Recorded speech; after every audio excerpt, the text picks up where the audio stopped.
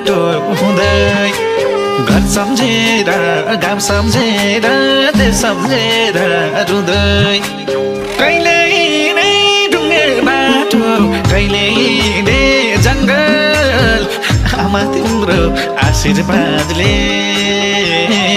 छुनेको सर्वमङ्गल ए बाबा तिम्रो आशीर्वादले छुनेको सर्वमङ्गल